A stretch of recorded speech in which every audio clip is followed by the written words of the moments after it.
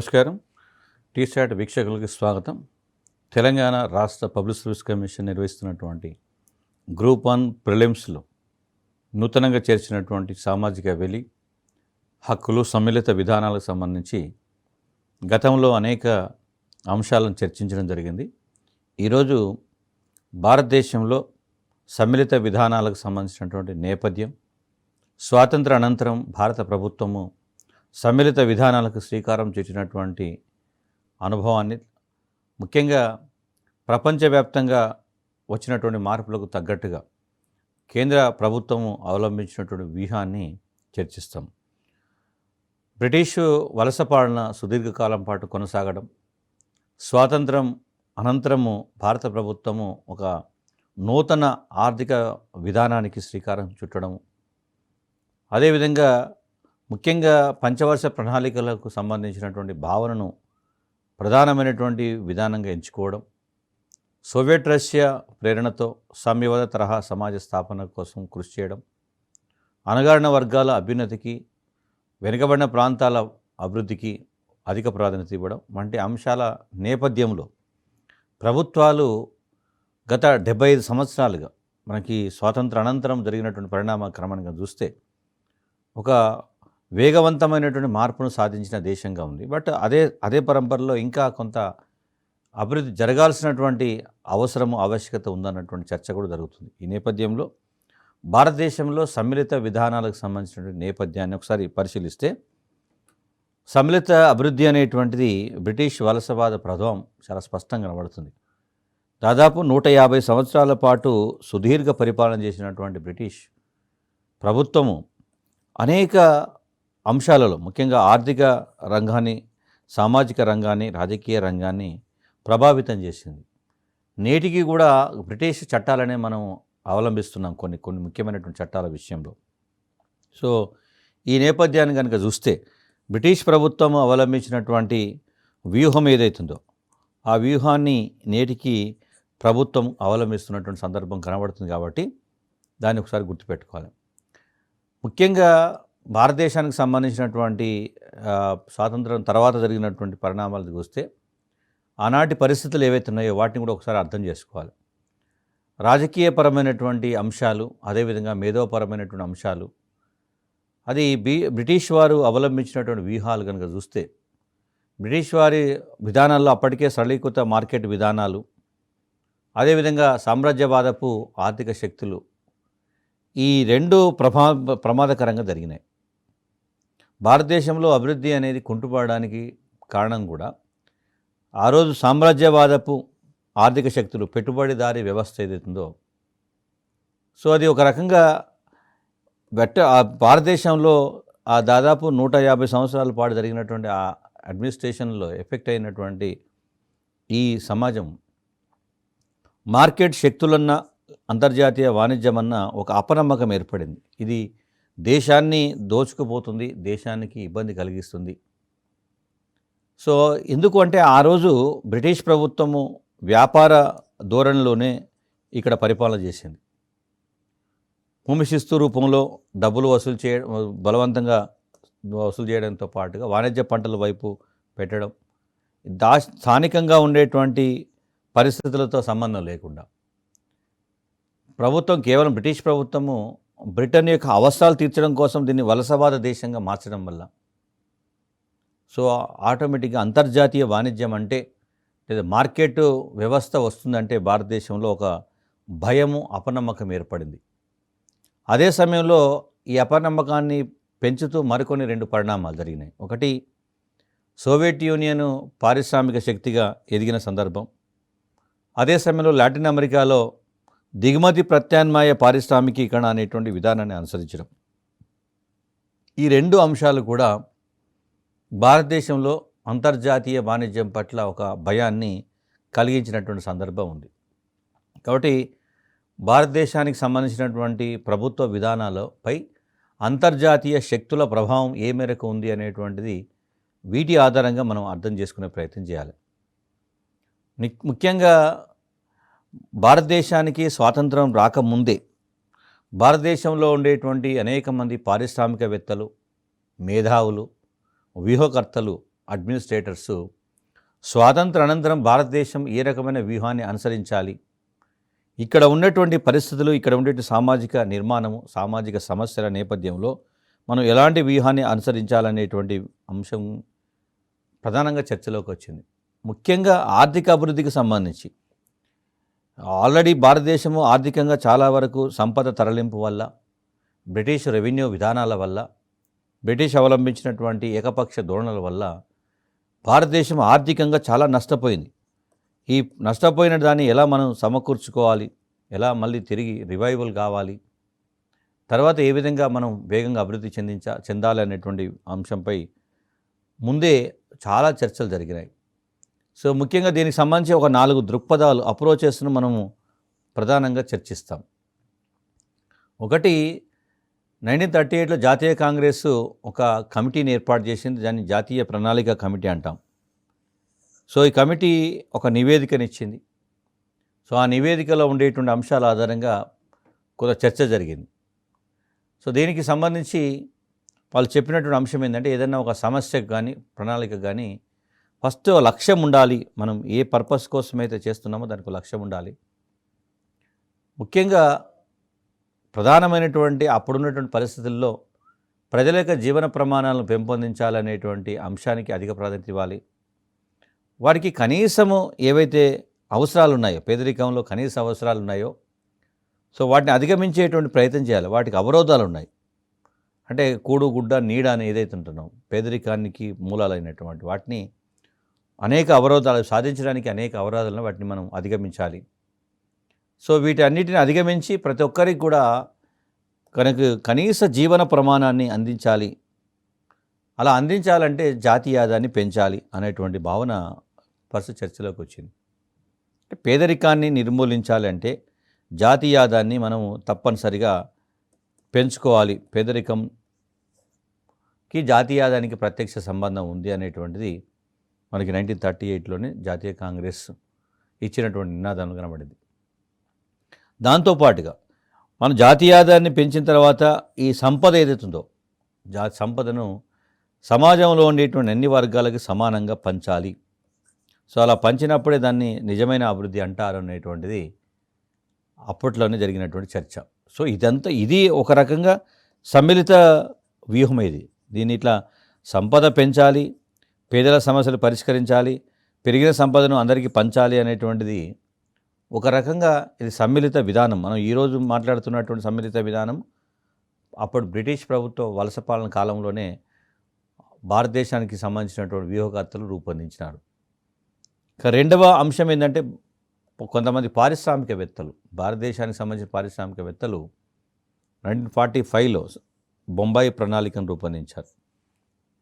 So ఈ ప్రణాళిక దేశ అభివృద్ధిలో, ముఖ్యంగా దేశానికి సంబంధించినటువంటి ఒక వ్యూహం ఏదైతుందో, ప్రైవేట్ రంగం యొక్క పాత్ర లేకుండా దేశం అభివృద్ధి సాధించలేదు. కేవలం ప్రభుత్వం మాత్రమే దేశం మొత్తాన్ని అభివృద్ధి చెందించలేదు, లేదా ప్రజల యొక్క అవసరాలను తీర్చలేదు. ప్రజల అవసరాలు తీర్చాలంటే ప్రైవేట్ రంగం ప్రభుత్వ రంగం ఎంత ఇంపార్టెంటో ప్రైవేట్ రంగం కూడా అంతే ఇంపార్టెంటు. కాబట్టి ప్రైవేట్లో పరిశ్రమలను ప్రోత్సహించగలిగితేనే ఒకవైపు ఉపాధి కలుగుతుంది, మరోవైపు వస్తుత్పత్తి జరుగుతుంది, దిగుమతులు తగ్గుతాయి, విదేశీ మారక ద్రవ్యాన్ని మనం కాపాడుకోగలుగుతాం. సో అదేవిధంగా కింది స్థాయి వర్గాలకి మనకు రక్షణ కల్పించగలుగుతాం. వాళ్ళు పనుల పోలో ప్రభుత్వానికి ఆదాయం వస్తుంది. ఇలా అనేక అంశాలను పరిగణించుకొని కేవలం ప్రభుత్వం మాత్రమే మొత్తం సమాజంలో ఉండేటువంటి వ్యక్తుల అవసరాలను తీర్చలేదు, లేదా సమాజాన్ని అభివృద్ధి చెందించలేదు, పెట్టుబడి పెట్టలేదు. ఇంత పెద్ద దేశాన్ని అభివృద్ధి చెందించాలంటే అనేక శక్తుల యొక్క సహాయం అవసరం, ప్రైవేట్ శక్తుల యొక్క అవసరం అనివార్యం అనేటువంటి విషయాన్ని బొంబాయి ప్రణాళిక చెప్పింది. దాని ప్రకారమే తర్వాత కాలంలో ప్రైవేట్ రంగానికి కూడా ప్రాధాన్యతనిచ్చడం జరిగింది. సో ముఖ్యంగా పెట్టుబడులకు సంబంధించి, సో ఇన్ఫ్రాస్ట్రక్చరు, అదేవిధంగా ప్రాథమిక పరిశ్రమలు ఏవైతున్నాయో వాటిపైన భారీ పెట్టుబడులు పెట్టాలి. సో అవస్థాపన సౌకర్యాలు, మౌలిక సదుపాయాలు ఏవైతున్నాయో, రోడ్లు, అదేవిధంగా భవనాలకు సంబంధించి ప్రాథమికమైనటువంటి నిర్మాణాలు ఏవైతున్నాయో వాటిపైన, ప్రైమరీ ఇండస్ట్రీస్ అంటాం, అగ్రికల్చర్ కానీ అగ్రేరియన్ బేస్డ్ ఇండస్ట్రీస్ పైన ఫస్ట్ మనం ఎక్కువ మొత్తంలో పెట్టుబడులు పెట్టగలిగితేనే కింది స్థాయిలో అనేక సమస్యలకు పరిష్కారం జరుగుతుందనేటువంటిది. ముఖ్యంగా అభివృద్ధి అనేటువంటి పదం చెప్పినప్పుడు అభివృద్ధి లక్ష్యాల్లో పేదరిక నిర్మూలన అనే దానికి మొదటి ప్రాధాన్యత ఇవ్వాలి అనేటువంటిది ముంబై ప్రణాళికల్లో ప్రధానంగా పేర్కొన్నారు. సో నిజానికి ఈరోజు కూడా కేంద్ర ప్రభుత్వము లేదా ఆయా రాష్ట్ర ప్రభుత్వాలు కూడా ప్రైవేట్ రంగాన్ని ప్రోత్సహించడం, అదేవిధంగా మౌలిక సదుపాయాల కల్పన సంబంధించి భారీ పెట్టుబడులు పెట్టడం, పేదరిక నిర్మూలనే ప్రభుత్వం ప్రత్యక్షంగా పాల్గొనడం, ఇవన్నీ కూడా ఇప్పటికీ కనబడుతున్న సందర్భాలు ఉన్నాయి. మోక్షగుండం విశ్వేశ్వరయ్య ఒక నివేదికను ప్రచురించిన విశ్వేశ్వరయ్య నివేదిక కూడా భారతదేశంలో అభివృద్ధి ఏ విధంగా ఉండాలి అనేటువంటి దాని మీద స్పష్టమైనటువంటి దిశానిర్దేశం చేశారు. తర్వాత భారతదేశపు శ్రామిక సమైక్య 1944లో కూడా ప్రజాప్రణాళిక పీపుల్స్ ప్రణాళికను రూపొందించింది. వీటన్నింటి నేపథ్యాన్ని కనుక చూస్తే ఇవన్నీ కూడా దేనికి సంబంధించినవి అంటే ఆర్థిక అభివృద్ధిలో ప్రభుత్వం యొక్క పాత్రను వివరించే ప్రయత్నం చేశాయి. అంతేకాకుండా పేదరిక నిర్మూలనకు సంబంధించినటువంటి ప్రాముఖ్యతను వివరించాయి. అంటే భారతదేశానికి సంబంధించి ఈ సమ్మిళిత విధానాలకు సంబంధించిన నేపథ్యంలో ఈ 4 అప్రోచెస్ను 4 ప్రణాళికలను ప్రధానంగా మనం పరిగణలోకి తీసుకోవాలి.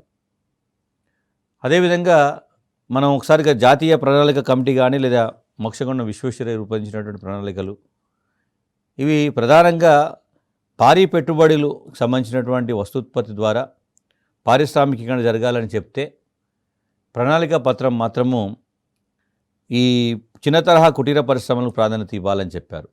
మధ్య తరహా చిన్న తరహా పరిశ్రమలకి ప్రాధాన్యత ఇవ్వాలని చెప్పడం జరిగింది. ముఖ్యంగా భారతదేశానికి సంబంధించి ఒక నేపథ్యాన్ని కనుక చూస్తే ఆనాటి బ్రిటిష్ వలసపాలన కాలంలో ఈస్ట్ ఇండియా కంపెనీ పాత్ర ఎక్కువగా ఉండేది. సో దానివల్ల వాళ్ళకు అర్థమైంది ఏంటంటే విదేశీ శక్తులు కనుక భారతదేశంలోకి ప్రవేశిస్తే వీటికి విదేశీ పెట్టుబడి రూపంలో ఆల్రెడీ ఒకసారి ఎంటర్ అయ్యారు ఈస్ట్ ఇండియా కంపెనీ, తర్వాత దేశాన్ని ఆక్రమించుకున్నారు, 150 సంవత్సరాల పాటు పరిపాలించారు, అనేక మంది విదేశీయులు భారతదేశంలోకి రావడానికి ఆస్కారం కల్పించారు. ఇది ఒక బ్యాడ్ ఎక్స్పీరియన్స్. ఆల్రెడీ విదేశీ పెట్టుబడిని మనం ఒకవేళ కనుక ఇప్పుడు ఆహ్వానిస్తే ఈస్ట్ ఇండియా కంపెనీ ఎట్లయితే పెట్టుబడుల రూపంలో ఇక్కడికి వచ్చి భారతదేశాన్ని క్రమంగా రాజకీయంగా ఆక్రమించుకున్నదో మళ్ళీ ఇంకొక ప్రమాదం పొంచి ఉంది. కాబట్టి ఎట్టి పరిస్థితుల్లో కూడా విదేశీ పెట్టుబడులను దేశంలోకి రానివ్వకూడదు అనేటువంటి దానికి ఒక భావన జరిగింది. ఈ చర్యలకు తర్వాత కాలంలో అంటే దాని ఈస్ట్ ఇండియా కంపెనీతో ఉన్నటువంటి అనుభవం, జాతీయవాదులకు ఉండేటువంటి అభిప్రాయాలు, ఒకవైపు పెద్ద చర్చ. అంటే భారతదేశం అభివృద్ధి చెందాలంటే పెట్టుబడులు కావాలంటే విదేశీ శక్తుల సాయం అవసరం. బట్ గతంలో ఈ విదేశీ శక్తులు వచ్చినప్పుడు జరిగినటువంటి తప్పిదాలు, తర్వాత కాలంలో జరిగిన పర్యవసనాలు, వీటన్నింటినీ బ్యాలెన్స్ చేసుకుని మధ్య మార్గం ద్వారా పూర్తిగా కంప్లీట్గా వాటిని యాక్సెప్ట్ చేయడమా రిజెక్ట్ చేయడం అనే విషయంలో పెద్ద చర్చ జరిగింది. దానికి ఏం చేశారంటే మనకు విదేశీ వస్తువులను ప్రభుత్వ రంగంలో, ముఖ్యంగా ప్రభుత్వ రంగంలో దిగుమతికి సంబంధించి ప్రత్యామ్నాయ వస్తువులు ఏదైతుందో మనం దిగుమతి చేసుకోకుండా మనమే ఉత్పత్తి చేసే అవకాశం ఉంటే వాటికే ఫస్ట్ అవకాశం ఇవ్వాలి. ఆ విషయంలో స్వావలంబన సాధించాలి, సెల్ఫ్ సఫిషియన్సీ సాధించాలి. దీనికి ప్రభుత్వం అవసరమైనటువంటి మద్దతును అందించాలి అనేటువంటిది. ప్రభుత్వ రంగం ప్రధానంగా దిగుమతి ప్రత్యామ్నాయ వస్తువుల ఉత్పత్తిపైన దృష్టి పెట్టాలి. గతంలో బ్రిటిష్ ప్రభుత్వము ఈ దేశంలోకి అనేక వస్తువులను దిగుమతి చేసి విదేశీ మారక ద్రవ్యం రూపంలో దేశ సంపదను ఇతర దేశాలకు తరలించిన సందర్భం ఉంది. కాబట్టి సెల్ఫ్ సఫిషియన్సీ, స్వావలంబన అనేది అనివార్యం అనేటువంటి విషయాన్ని ఈ ప్రణాళికలు స్పష్టంగా చెప్పడం జరిగింది. వీటన్నింటినీ దృష్టిలో పెట్టుకొని ఆఫ్టర్ ఇండిపెండెన్స్, స్వాతంత్ర అనంతరము భారతదేశంలో ముఖ్యంగా ఆర్థిక వ్యవస్థలో ఉన్నటువంటి స్తబ్దత ఏదైతే ఉందో దాన్ని తొలగించి వేగవంతమైనటువంటి వృద్ధిని సాధించేటువంటి క్రమంలో, దాంట్లో ఆ వృద్ధిని సాధించేటువంటి క్రమంలో సామాజిక న్యాయం అనేటువంటి విషయానికి అధిక ప్రాధాన్యత ఇచ్చారు. ఆ లక్ష్యాలను సాధించడం కేవలం మెకానికల్గా డబ్బు పరంగా జరిగేటువంటి వృద్ధే కాకుండా సమాజంలో ఉండేటువంటి అన్ని వర్గాలు ఏకకాలంలో అవి కూడా వికాసం చెందాలి, అణగారిన వర్గాలు ముఖ్యంగా వారికి న్యాయం జరగాలి అనేటువంటి దాన్ని కూడా దేశం యొక్క లక్ష్యంగా పెట్టుకోవడం జరిగింది. సో దానికోసం ఏంటంటే ఆర్థిక అభివృద్ధి ద్వారా సామాజిక వ్యవస్థను, ముఖ్యంగా సామ్యవాద సమాజ స్థాపనను స్థాపించాలి. దాంతోపాటు స్వావలంబన, సామాజిక న్యాయము, పేదరిక నిర్మూలన, ఈ లక్ష్యాలు ఏవైతున్నాయో భారతదేశపు అభివృద్ధి వ్యూహంగా ఏర్పడినట్టు సందర్భం ఉంది. సో ఇది మనం ఒకసారి కనుక పరిశీలిస్తే, సో అభివృద్ధికి సంబంధించినటువంటి వ్యూహంలో వీటిని మౌలికంగా తీసుకోవాలి. అంటే దాని అర్థం ఏమిటంటే ఇండైరెక్ట్గా సమ్మిళిత వృద్ధి అనేటువంటి భావన మనకి మొదటి నుంచే ఆచరణలో ఉన్నదని తెలుస్తున్నది. దీంట్లో మనకి అసమానతల తొలగింపు కంటే కూడా పేదరిక నిర్మూలన అనేదే ప్రధానమైన అంశం. ఈ పేదరిక నిర్మూలన జరిగితే అసమానతల ఆ తొలగింపు ఆటోమేటిక్గా జరుగుతుంది. కాబట్టి ముందు పేదరిక నిర్మూలన పథకాలపైనే ఎక్కువగా కాన్సన్ట్రేట్ చేయాలి. సమ్మిళిత వృద్ధికి పేదరిక నిర్మూలనకి ప్రత్యక్ష సంబంధం ఉంది. పేదరిక నిర్మూలన జరిగితేనే దాన్ని సమ్మిళిత వృద్ధి అని పరిగణలోకి తీసుకుంటారనే విషయాన్ని. సో ఇది ఒక భావన. మరొక అంశం ఏంటంటే డెమోక్రటిక్ పాలసీ ఏదైతుందో, రాజకీయంగా భారతదేశం ప్రజాస్వామ్య విధానాన్ని అవలంబిస్తుంది. అదే సమయంలో ఆర్థిక అంశాలు చూస్తే మిశ్రమ ఆర్థిక వ్యవస్థను, అటు పెట్టుబడిదారీ ఆర్థిక వ్యవస్థ, ఇటు సామ్యవాద తరహా ఆర్థిక వ్యవస్థ, రెండింటికి మధ్య మార్గం ద్వారా, ఇటు కమ్యూనిస్టు సామ్యవాదానికి సంబంధించి లేదా మార్కెట్ శక్తికి సంబంధించి పెట్టుబడిదారీ విధానానికి మధ్య మార్గంగా మిశ్రమ ఆర్థిక విధానాలకు భారతదేశము తన యొక్క వ్యూహాన్ని ఎంచుకోవడం ద్వారా అటు పొలిటికల్గా డెమోక్రసీలో అందరికీ అవకాశాలు కల్పించాలి. అదే సమయంలో మిశ్రమ ఆర్థిక విధానానికి సంబంధించి చెప్పేటప్పుడు అటు ప్రైవేట్ శక్తుల యొక్క పాత్ర ఉండాలి, ఇటు ప్రభుత్వం యొక్క పాత్ర ఉండాలి. బట్ అల్టిమేట్గా ప్రభుత్వం యొక్క పాత్రే ఎక్కువగా ఉండాలి. అంటే 51% ప్రభుత్వం యొక్క రోల్ ఎక్కువగా ఉండాలి. ప్రైవేట్ శక్తుల పాత్ర మరి డామినేట్ ఉండకూడదు అనేటువంటిది దీంట్లో మొదట ఎంచుకున్నటువంటి వ్యూహం. ముఖ్యంగా సామాజికంగా వెనుకబడ్డటువంటి వర్గాలు ఎవరైతే ఉన్నారో, సో వారికి రక్షణ కల్పించడం అనేది అతి ప్రధానమైనటువంటి లక్ష్యంగా పెట్టుకున్నారు. ముఖ్యంగా ఈ వర్గాలకి ఎస్టీ వర్గాలకు సంబంధించి చెప్పేటప్పుడు సమాజంలో సామాజిక దోపిడీకి గురైనారు. ఎస్సీలు సామాజిక దోపిడీకి, ఎస్టీలు ఆర్థిక దోపిడీకి గురైనారు. కాబట్టి ఈ వర్గాలకు ఆదుకోవాలంటే ప్రభుత్వం ఒక ప్రత్యామ్నాయ మార్గం రిజర్వేషన్. సో రిజర్వేషన్ అనేది ముఖ్యంగా ప్రపంచవ్యాప్తంగా ఈ భావనను వెలుగులోకి తీసుకొచ్చిన మొట్టమొదటి దేశం కూడా భారతదేశం ఉన్నది. ఒక వర్గము కొన్ని వందల వేల సంవత్సరాల నుంచి అనేక విధాలుగా ఇబ్బందులకు గురైనప్పుడు ఆ వర్గాన్ని మనం సమ్మిళిత వృద్ధిలోకి తీసుకురావాలంటే, జనజీవన స్రవంతిలో కలపాలంటే, వారిని వేగవంతంగా అభివృద్ధి చెందించాలంటే ఏకైక మార్గము రిజర్వేషన్స్. ఇది కూడా ఒక సమ్మిళిత విధానమే. వెలివేయబడ్డటువంటి వర్గాలు సమాజం నుంచి ఎక్కడో విసిరేసినటువంటి వర్గాల్ని మళ్ళీ భారతీయ సమాజంలో భాగస్వాములు చేయడం, అది రిజర్వేషన్ యొక్క పాలసీ. సో ఇది కూడా గుర్తుపడదు. సో అయితే వాస్తవంగా ఎస్సీ ఎస్టీ వర్గాలకు సంబంధించి రిజర్వేషన్ ఒక్కటి మాత్రమే 100% వారిని అభివృద్ధి చెందించిందని లేం. దాంట్లో సామాజికంగా ఇంకా అభివృద్ధి చెందించాల్సినటువంటి అవసరం అయితే ఎంతైనా ఉంది. ఒక భారతదేశానికి సంబంధించినటువంటి అంశాన్ని అర్థం చేసేటప్పుడు కుల వ్యవస్థ యొక్క పాత్రను కూడా తీసుకోవాలి మనం. క్యాస్ట్ సిస్టమ్ ఒక కారణంగా చెప్తాం. ముఖ్యంగా మలివేద కాలంలో పురుష సూక్తంలో ఉండేటువంటి 10వ మండలంలో చెప్పినట్టు బ్రాహ్మణ, క్షత్రియ, వైశ్య, శూద్ర ఈ వర్ణ వ్యవస్థే కులాలుగా మారింది. దీంట్లో ఆటోమేటిక్గా సామాజిక అంతస్తు అనేది భారతదేశంలో కులం ఆధారంగా నిర్ణయించబడుతుంది. అది జన్మతః సంక్రమిస్తుంది, బై బర్త్ వస్తుంది. కాబట్టి ఒకసారి ఈ వర్గాలకు సంబంధించినటువంటి సమస్యలను పరిష్కరించినప్పుడు సామాజిక అసమానతలు ఏవైతున్నాయో వాటిని మనం తొలగించడం చాలా కష్టమైన పని. ఎందుకు? కులం జన్మతః సంక్రమిస్తుంది. కాబట్టి ప్రభుత్వము ఎన్ని రకాల ప్రయత్నాలు చేసినప్పటికీ ఈ సామాజిక ఆర్థిక రాజకీయ పరంగా వాళ్ళ వెనుకబాటుతనానికి కులమే ప్రాతిపాదిక అయినప్పుడు శూద్రులతో పాటు కింద ఉన్నటువంటి అంటరాని కులాలు, అస్పృశ్య షెడ్యూల్డ్ కులాలు, దాని కింద ఉన్నటువంటి షెడ్యూల్డ్ తెగలు, సో ఈ వర్గాలతో సమాన స్థాయిలో తీసుకురావడం అనేది చాలా కష్టమైనటువంటి పనిగా ఉన్నట్టు సందర్భం ఉంది. సో ముఖ్యంగా అందుకే ఈ నేపథ్యాన్ని చూసినప్పుడు రాజ్యాంగ సభ ముసాయి డ్రాఫ్టింగ్ కమిటీ అధ్యక్షునిగా అంబేద్కర్ ముఖ్యంగా ఈ సామాజిక ఆర్థిక రాజకీయ పరమైనటువంటి అసమానతలు ఏవైతే ఉన్నాయో, సో వీటికి సంబంధించినటువంటి వైవిధ్యాలను చాలా ఎనలైజ్ చేశారు. చాలా ఎనలైజ్ చేసి సో ప్రధానంగా భారతదేశంలో కుల వ్యవస్థ ఆధారంగా ఏర్పడ్డటువంటి ఈ సంక్షోభాన్ని ఎదుర్కోవాలంటే ప్రభుత్వం ఒక శాస్త్రీయమైనటువంటి వ్యూహాన్ని అవలంబించాల్సినటువంటి అవసరం తప్పనిసరిగా ఉంది అనేటువంటిది దీనిలో పేర్కొన్నారు. సో అంబేద్కర్ తన ఆవేదనను తన మాటల్లో ఏం చెప్పాడంటే, జనవరి 26, 1950 నాటికి ఇప్పటి నుంచి మనకి ఒక మంచి వైవిధ్యమైన జీవనంలోకి అడుగుపెడుతున్నాం. అయితే ఈ రాజకీయాల్లో మాత్రం సమానత్వం మనం సాధించగలిగినాం, సామాజిక ఆర్థిక కోణాల్లో ఇంకా అసమానత్వం మాత్రం మిగిలే ఉంది అనేటువంటి, అంటే రాజ్యాంగం తీసుకొచ్చాం, ప్రజాస్వామ్య ప్రభుత్వాలను ఏర్పాటు చేసుకున్నాం, కానీ సామాజిక ఆర్థిక కోణాన్ని కనుక చూస్తే ఇంకా ఈ అసమానతలనేటివి మాత్రం అలాగే ఉన్నాయి.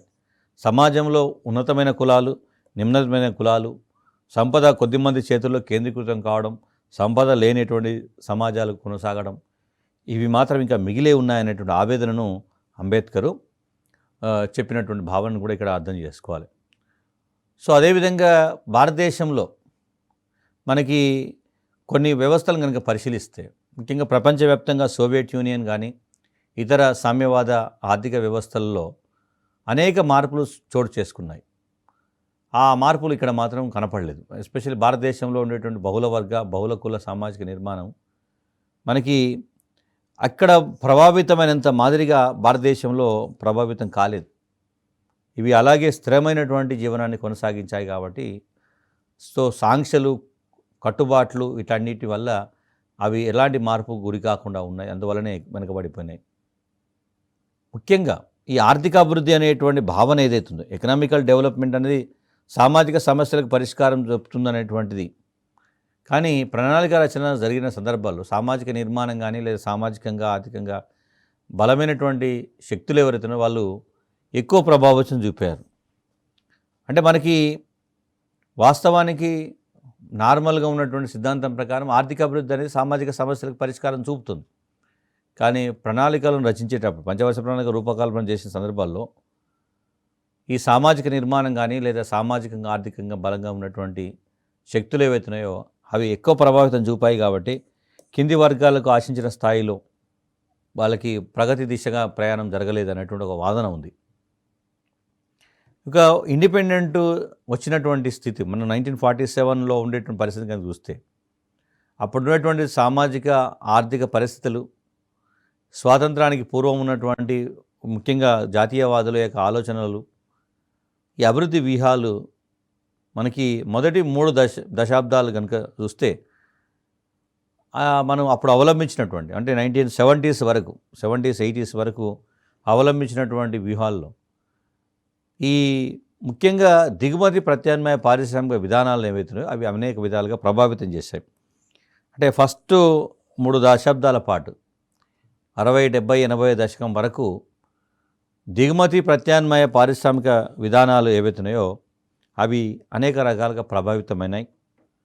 సో ముఖ్యంగా 1970వ దశాబ్దపు చివరిలో ప్రపంచంలో ఉంటున్న అనేక దేశాలు, ఎస్పెషల్లీ పాకిస్తాన్ కానీ చైనాతో సహా అనేక దక్షిణ ఆసియా దేశాలు ఏవైతున్నాయో అవి ఆర్థిక సరళీకరణ దిశ వైపు వెళ్ళడం, చైనా లాంటి పెద్ద దేశాల్లో జనాభా పరంగా భారతదేశంతో దాదాపు సమానంగా, అంటే అంతకంటే కొంచెం ఎక్కువగా ఉన్న దేశం ఒక నూతన ఆర్థిక విధానానికి అనుసరణ చెందేటువంటి ప్రయత్నం జరగడం. సో వీటన్నింటి నేపథ్యంలో ఉత్పాదకతలో, ముఖ్యంగా ఉత్పాదకత ప్రొడక్టివిటీ స్థాయిలో అసమర్థతలు ఏర్పడడం, ఇన్ఎఫిషియన్సీ, ఈ విధానాలు దీర్ఘకాలం పాటు కొనసాగుతూ మూసధోరణిలో కొనసాగడం వల్ల ఎలాంటి మార్పు లేకపోవడం, ఇలాంటి కారణాల వల్ల ముఖ్యంగా సెంట్రలైజ్డ్ ప్లానింగ్ సిస్టమ్ ఏదైతుందో, కేంద్రీకృత ప్రణాళిక విధానం, ఇది కేంద్రంలో నిర్ణయిస్తే కింది స్థాయిలో అమలు జరిగేటప్పుడు ఇక్కడ వాస్తవ పరిస్థితులను పరిగణలోకి తీసుకోకుండానే ఇవి జరిగినందువల్ల చాలా వరకు ఆశించిన స్థాయిలో ఫలితాలు రాలేకపోయినాయి. సో ఈ నేపథ్యాన్ని దృష్టిలో పెట్టుకొని మళ్ళీ 80వ దశాబ్దంలోని ముఖ్యంగా ఒక నియమిత రహిత పునఃపంపిణీ ప్రత్యామ్నాయాలు ఏవైతున్నాయో వాటి కోసం ప్రయత్నాలు జరిగినాయి. 80వ దశాబ్దంలో మార్కెట్ సరళీకరణకు సంబంధించినటువంటి భావనలు వెలుగులోకి వచ్చాయి. అంటే దీనికి ఈ సంప్రదాయ ఆర్థిక విధానానికి ప్రత్యామ్నాయ విధానం తప్పనిసరిగా కావాలి అనేటువంటిది వచ్చింది. ముఖ్యంగా 7వ పంచవర్ష ప్రణాళిక కాలంలో రాజీవ్ గాంధీ నాయకత్వంలో మనకి నిర్దేశిత ఆర్థిక వ్యవస్థ నుంచి ఒక ఫిక్స్డ్ ఎకనామికల్ సిస్టమ్ నుంచి సరళీకరణ వైపు జరగాల్సిన అంటే ప్రయాణం చేయాల్సినటువంటి ప్రయత్నాలు మొదలైనాయి. సో ఇది ఒక రకమైనటువంటి అవగాహన. అంటే ఇప్పుడు సమ్మిళిత విధానాలు అనేటువంటి పదానికి సంబంధించి చూసేటప్పుడు ఇది 1950 భారత రాజ్యాంగం రూపకల్పన, తర్వాత పార్లమెంట్ ఎన్నికలు, ప్రభుత్వాల ఏర్పాటు, ప్రభుత్వాల వ్యూహాలు, పంచవర్ష ప్రణాళికలు ఇవన్నీ కూడా కొంత కాలం పాటు స్తబ్దంగా కొనసాగినాయి. కానీ 70 దశకం చివరిలో 80 దశకం ప్రారంభంలో మాత్రం అనేక అలజడులకు గురైన సందర్భం ఉంది. సో దీంట్లో ముఖ్యంగా ఎకానమీకి సంబంధించినటువంటి విషయాలు, ఈ వాణిజ్య విధానాలకు సంబంధించి అనేక సంస్కరణలు అవసరం ఏర్పడ్డాయి. దానికి పరంపరలో 1985లో అబిద్ హుస్సేన్ నేతృత్వంలో ఒక విధానాన్ని, వాణిజ్య విధానానికి సంబంధించినటువంటి కమిటీని ఏర్పాటు చేశారు. అదేవిధంగా నరసింహం అధ్యక్షతన నియంత్రణలపై ఒక కమిటీని ఏర్పాటు చేశారు. సో అంతర్జాతీయ వ్యాపారంపై, ప్రైవేటు పెట్టుబడులపై ఉన్నటువంటి నియంత్రణలు అవసరం మేరకు తొలగించాలనేటువంటిది ఈ కమిటీలో ఇచ్చినటువంటి సిఫార్సులు. సో వాటిని పరిగణలోకి తీసుకొని కొంత లిబరలైజ్డ్ ఎకానమీ చేస్తే సొసైటీలో కొంత మార్పు వస్తుంది. స్తబ్దంగా కొనసాగుతున్నటువంటి ఈ వ్యవస్థను కొంత మార్పు చెందించాలనేటువంటి ఉద్దేశము మనకి అబిద్ హుస్సేన్, నరసింహం కమిటీ చేసిన సిఫార్సుల వల్ల వెలుగులోకి వచ్చింది. సో చాలా వరకు 1985 నుంచి 90s మధ్యలో వాస్తవ మారకపు రేట్ ఏదైతే ఉందో దాంట్లో తగ్గింపు జరిగింది. సో ఎగుమతుల పెరుగుదలకు ఇది కొంత దోహదపడింది కాబట్టి దాన్ని కూడా గుర్తుపెట్టుకున్నాం. అదేవిధంగా 6th 5-year ప్లాన్లో 1980-85 నుండి డైరెక్ట్గా ప్రత్యక్ష పేదరిక నిర్మూలన పథకం, డైరెక్ట్ పేదరికాన్ని నిర్మూలించాలనేటువంటి ఉద్దేశంతో మొదలైనటువంటి ఈ స్వయం ఉపాధి కానీ లేదా వేతన ఉపాధి పథకాలు ఏవైతున్నాయో వాటిని ప్రారంభించారు. దాని తర్వాత కాలంలో ఈ ఆలోచన విధానాలను కనుక చూస్తే మనకి తర్వాత కాలంలో జరిగినటువంటి పరిణామాలు స్పష్టంగా పేదరిక నిర్మూలనకు, స్వయం ఉపాధి కల్పనకు పెద్దపీట వేసినట్టు కనబడుతుంది. అదేవిధంగా భారీ పరిశ్రమ నుంచి చిన్న తరహా పరిశ్రమలకు ప్రాధాన్యత ఇచ్చేటువంటి వ్యూహంగా మారింది. సో ఇవన్నీ కూడా అదేవిధంగా అంటే ప్రణాళికలకు సంబంధించి చెప్పేటప్పుడు కొన్ని ముఖ్యమైనటువంటి అంశాలలో 7వ ప్రణాళికకు వచ్చేసరికి పేదరిక నిర్మూలనకు అధిక ప్రాధాన్యత ఇచ్చారు. సో ఇతర అభివృద్ధి కార్యక్రమాల్లో ముఖ్యంగా అన్నిట్లో కూడా పేదరిక నిర్మూలన ఒక భాగం చేశారు. ప్రభుత్వం ఏ కార్యక్రమం చేపట్టినా పరోక్షంగా అది పేదరిక నిర్మూలనకు కూడా దోహదపడాలి. సో ఆర్థిక వృద్ధి అనేది మనకి పేదరిక నిర్మూలన దోహదపడాలి. అదేవిధంగా అంతర్జాతీయ స్థాయిలో ముఖ్యంగా 80 దశకం చివరిలో చూస్తే వ్యాపార చెల్లింపుల కోశపరమైనటువంటి సమస్యలు తలెత్తాయి. అంటే మన విదేశీ మారక ద్రవ్య చెల్లింపుల సమస్యలు ఏర్పడి స్థూల దేశీయ ఉత్పత్తిలో జీడిపిలో కరెంటు ఖాతా ఏదైతే దాంట్లో లోటు దాదాపు 3% వరకు ఉండడం, కేంద్ర రాష్ట్ర ప్రభుత్వాలు విత్తలోటుకు జరగడం, ద్రవ్యోల్బణం ప్రమాదకర స్థితికి 2 అంకెల దశకు చేరుకోవడం. సో అదేవిధంగా విదేశీ మారక ద్రవ్య నిల్వలు కేవలం 1-2 నెలలకు సరిపోయే విధంగానే ఉండటం, ఇవన్నీ కూడా స్థూల ఆర్థిక పరిస్థితి మనగలిగే అంటే దాగిపోయి దిద్దుబాటు చర్యలు అవసరం ఏర్పడ్డాయి.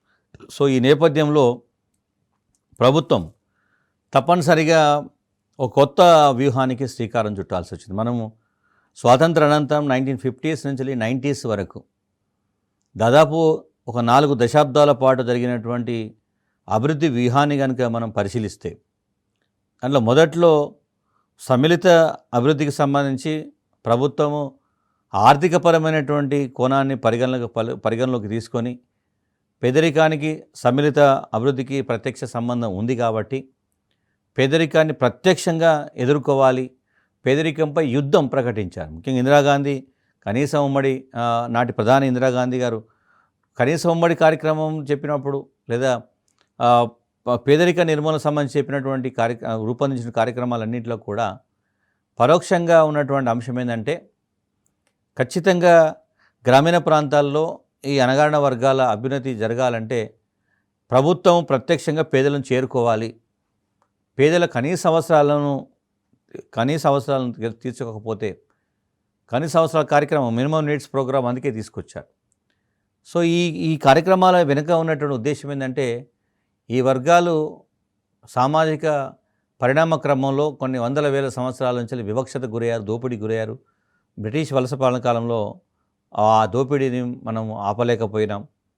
సో స్వాతంత్ర అనంతరం తప్పనిసరిగా భారతీయ సమాజం యొక్క నిర్మాణాన్ని అర్థం చేసుకుని, సో ఆ నిర్మాణానికి తగ్గట్టుగా ఈ అణగారిన వర్గాల అభ్యున్నతి కోసం ప్రభుత్వం ప్రత్యేకమైనటువంటి వ్యూహాన్ని అవలంబించగలిగితేనే నిజమైనటువంటి అభివృద్ధి అనేటువంటి అంశాన్ని పరిగణలోకి తీసుకున్నారు. సో కాబట్టి అప్ టు 90s వరకు జరిగినటువంటి పురోగతిని ఒక ఎపిసోడ్గా చూస్తాం. 1991 తర్వాత ఆర్థిక సంస్కరణల తర్వాత జరిగినటువంటి వ్యూహాన్ని మరొక అంశంగా మనం అర్థం చేసుకోవచ్చు. Thank you.